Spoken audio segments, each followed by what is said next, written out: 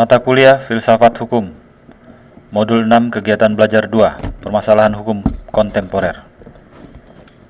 Pada era hukum kodrat atau hukum alam, natural law, sebagaimana yang terjadi pada zaman Yunani kuno dan Romawi kuno, permasalahan hukum yang timbul adalah seputar keadilan, relasi antara hukum dan kekuasaan, serta tujuan hukum. Mengenai hal tersebut, atau yang Anda sudah kenal sebagai permasalahan hukum klasik, sudah secara gamblang dibahas di muka. Kini tiba bagi Anda untuk memperluas cakrawala pemikiran hukum, yakni dengan memahami dan menggali permasalahan hukum kontemporer, antara lain mengenai hukum sebagai alat rekayasa sosial, law as a tool of social engineering, dan hukum sebagai sarana pengendali sosial, law as a tool of social control. Permasalahan hukum kontemporer. 1. Sebagaimana pembaharuan masyarakat. 1. Hukum sebagai pembaruan masyarakat. Pembaruan. Law as a tool of social engineering. Berbicara mengenai ilmu hukum tidak terlepas dari objek studi hukum yang menjadi sasarannya. Objek studi ilmu hukum sangatlah luas karena selalu bersentuhan dengan aspek kehidupan manusia dari manusia itu tersendiri. Aspek masyarakat, negara, politik, sosial, ekonomi, sejarah, psikologi, filsafat, budaya, dan agama. Hukum akan selalu berinteraksi, berkorespondensi, dan saling mengontrol semua faktor tersebut. Ilmu hukum mempunyai tugas untuk mengawal hukum yang terus berkembang di tengah arus perubahan sosial sampai dengan hari ini. Hukum akan terus-menerus dihadapkan pada perubahan-perubahan yang tidak melepaskan diri terhadap medan ilmu yang selalu bergeser sesuai dinamika sosial. Perubahan ini diharapkan dapat memberikan pencerahan terhadap penegakan hukum di masyarakat yang akan memunculkan budaya sadar hukum dengan mengedepankan etika hukum sebagai bagian yang tak terpisahkan dalam kehidupan masyarakat yang berdasarkan negara hukum yang demokratis. Hukum sebagai sarana social engineering adalah penggunaan hukum secara sadar untuk mencapai suatu tertib atau keadaan masyarakat sebagaimana dicita-citakan atau untuk melakukan perubahan-perubahan yang diinginkan. Kemampuan seperti itu biasanya hanya dilekatkan pada hukum modern sebagai lawan dari hukum tradisional. Letak perbedaan hukum modern dan tradisional dimaknai sebagai pergeseran cara pandang yang mengarah pada perubahan masyarakat. Perubahan ini tentu berpengaruh terhadap perkembangan hukum itu sendiri. Perkembangan masyarakat membuat susunan masyarakat menjadi semakin kompleks, serta pembidangan kehidupan pun semakin maju.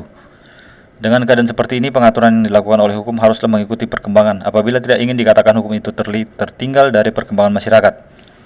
Hukum dituntut untuk lebih sensitif dan responsif terhadap segala permasalahan yang terjadi di masyarakat. Oleh karena itu, peranan hukum menjadi semakin penting dan dalam menghadapi dinamika masyarakat dan implikasinya di tengah arus perubahan sosial yang akan terus-menerus berjalan mengikuti kehidupan masyarakat. Dalam pemahaman yang demikian, sejauh mana hukum dapat meletakkan fondasi aksiologis keilmuannya, belumlah cukup apabila mempelajari hukum hanya berada pada aspek legal formal yang sangat ketat. Holmes mengatakan bahwa perjalanan yang ditempuh oleh hukum bukanlah jalur dan ruas logika saja, melainkan juga rel pengalaman. Pengertian tersebut membawa kita pada kebutuhan untuk memahami lingkungan tempat hukum itu bekerja, terutama dalam dimensi perubahannya serta permasalahan mengenai hubungan antara hukum dan perubahan sosial. Cicero, seorang filsuf pada zaman Romawi kuno, pernah mengeluarkan pernyataan yang sangat terkenal dan dianggap masih relevan dengan situasi dan kondisi masyarakat dewasa ini, yaitu ubi societas ibi ius, yang artinya di mana ada masyarakat, di situ pun ada hukum. Dari pandangan Cicero tersebut dapat ditarik kesimpulan bahwa setiap kehidupan masyarakat sesungguhnya memiliki mekanisme untuk menciptakan kaidah-kaidah hukum yang berasal dari hubungan dan pergaulan antar sesama warga masyarakat tersebut. Hal ini bisa menjadi karena hukum itu dapat dirumuskan sebagai suatu fenomena, gejala-gejala sosial, terhadap nilai-nilai dan perilaku hidup yang berkembang dalam diri manusia tatkala ia berhubungan atau bergaul dengan manusia lainnya di dalam masyarakat tempat ia hidup. Hukum adalah sesuatu yang tidak dapat untuk dipisahkan dari kehidupan manusia. Hukumlah yang mengatur segala sesuatu yang ada dalam masyarakat. Hukum dikatakan sebagai suatu proses dari masyarakat dengan manusia sebagai subjeknya. Bekerjanya hukum didukung dengan perbuatan hukum itu sendiri. Jika perbuatan hukum itu dilakukan dengan baik, hukum akan berjalan dengan baik. Demikian sebaliknya. Hukum dipengaruhi oleh siapa yang membuatnya. Mencermati kehidupan sosial pada zaman sekarang, hukum menjadi primadona. Melalui lembaga-lembaga yang diciptakannya, manusia memproduksi hukum. Uniknya, hukum itu di sana-sini dirasakan membelenggu dan manusia ingin lolos dari belenggu tersebut. Bahkan orang sempat mengatakan bahwa tanpa hukum pun hidup bisa berjalan. Memang tidak sederhana untuk mengatakan bahwa hukum bertujuan menciptakan keamanan dan ketertiban. Alih-alih berbuat demikian, hukum juga bisa menimbulkan persoalan. Kekurang hati-hatian dalam membuat hukum memiliki resiko yang cukup besar bahwa hukum justru menyusahkan atau menimbulkan kerusakan dalam masyarakat. Hukum juga memiliki potensi untuk menjadi kriminogen. Sungguh inilah tragedi manusia dan hukumnya. Fungsi hukum sebagai social engineering lebih bersifat dinamis, artinya hukum digunakan sebagai sarana untuk melakukan perubahan-perubahan dalam masyarakat.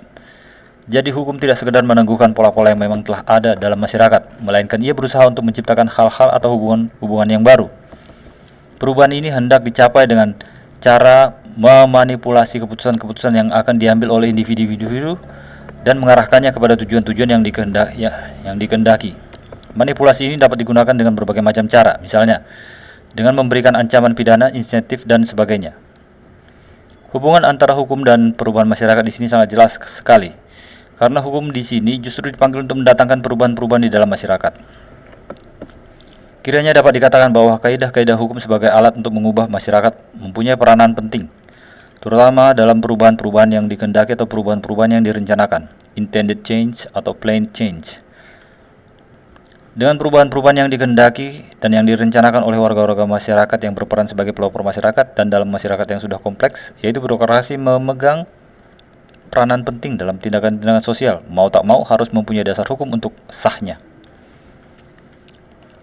Dalam hal ini, hukum dapat merupakan alat yang ampuh untuk mengadakan perubahan-perubahan sosial.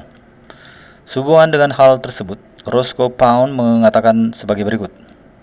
Hukum itu pada dasarnya merupakan suatu bentuk dari teknik sosial atau rekayasa sosial, social engineering, yang bertujuan untuk mengatur secara harmonis kepentingan dan kebutuhan individu secara optimal dalam keseimbangan dengan kepentingan masyarakat. Keseimbangan yang harmonis inilah yang dapat dikatakan merupakan hakikat dari keadilan yang harus terdapat dalam hukum. Di samping itu, hukum dapat berfungsi sebagai kekuatan dari negara atau masyarakat yang harus disorganisasi secara politik.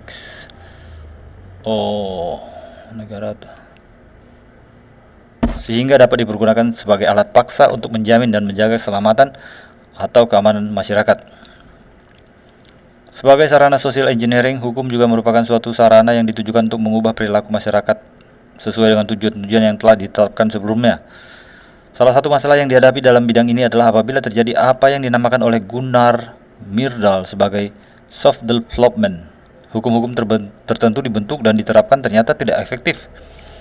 Gejala-gejala semacam ini akan timbul apabila ada faktor-faktor tertentu yang menjadi halangan. Faktor-faktor tersebut dapat berasal dari pembentuk hukum, para pencari keadilan, justitiabelen, ataupun golongan-golongan lain dalam masyarakat.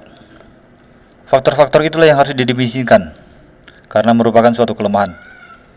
Kalau hanya tujuan-tujuan yang dirumuskan tanpa mempertimbangkan saran-saran untuk mencapai tujuan tersebut, prosesnya tidak hanya berhenti pada pemilihan hukum sebagai sarana, kecuali pengetahuan yang mantap tentang sifat hakikat hukum. Yang juga perlu diketahui adalah batas-batas dalam penggunaan hukum sebagai sarana atau untuk mengubah ataupun mengatur perilaku warga masyarakat.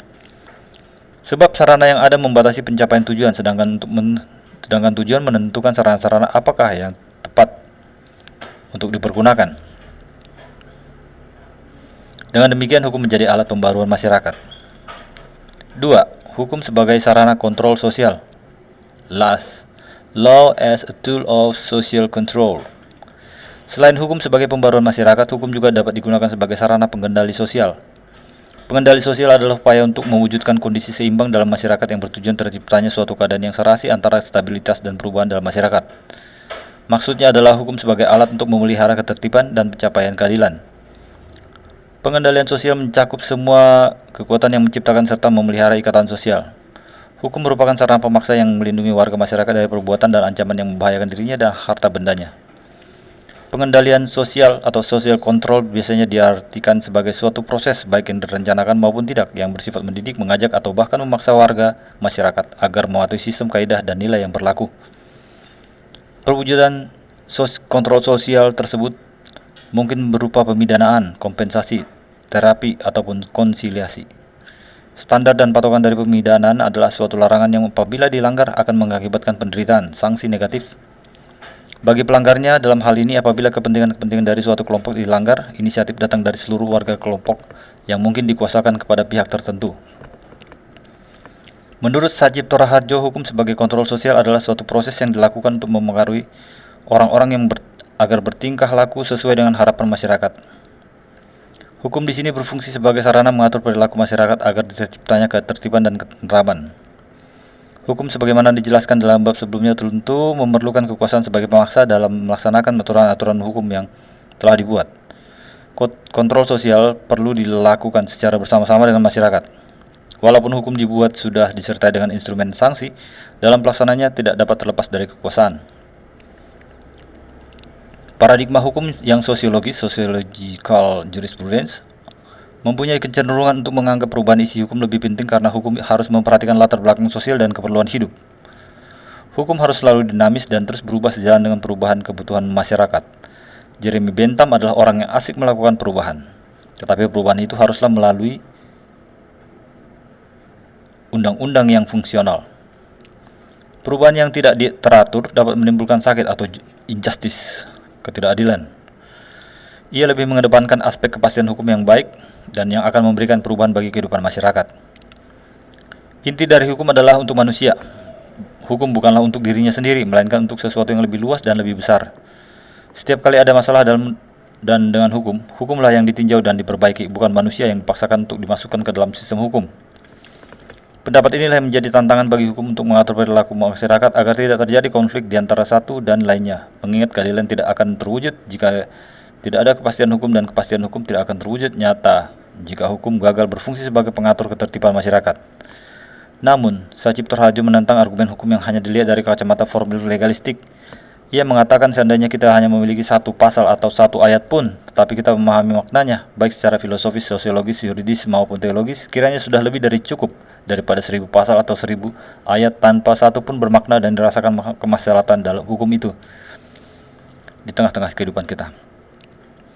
Ahli hukum Belanda, Van Apeldoorn, pernah mengemukakan bahwa hukum sering disamakan dengan undang-undang. Bagi masyarakat, hukum adalah kesederetan pasal-pasal dan cara pandang ini menyesatkan karena kita tidak melihat hukum di dalam undang-undang, akan tetapi di dalamnya terlihat sesuatu tentang hukum. Karena apa yang terlihat dalam undang-undang pada umumnya tidak selamanya hukum. Indonesia sebagai negara hukum mempunyai konsekuensi terhadap pentingnya keberadaan peraturan hukum yang memuat aspek keadilan, kemanfaatan, dan kepastian hukum dengan didasarkan pada kebutuhan masyarakat. Meskipun kita tidak secara serta-merta melihat hukum itu hanya berupa pasal demi pasal, kita juga mempunyai hukum yang tidak tertulis yang selama ini sudah ada dan berlaku sebelum hukum tertulis itu diberlakukan. Inti dari semua bentuk peraturan yang terpenting adalah dijadikan sebagai jalan tengah upaya pengendalian sosial agar perilaku masyarakat tidak menyimpang dari kepatutan dan kelayakan menurut hukum. Pengendalian sosial adalah upaya untuk mewujudkan kondisi seimbang dalam masyarakat yang bertujuan terciptanya suatu keadaan yang serasi antara stabilitas dan perubahan di dalam masyarakat. Maksudnya adalah hukum sebagai alat pemelihara ketertiban dan pencapaian keadilan. Pengendalian sosial mencakup semua kekuatan yang menciptakan serta memelihara ikatan sosial.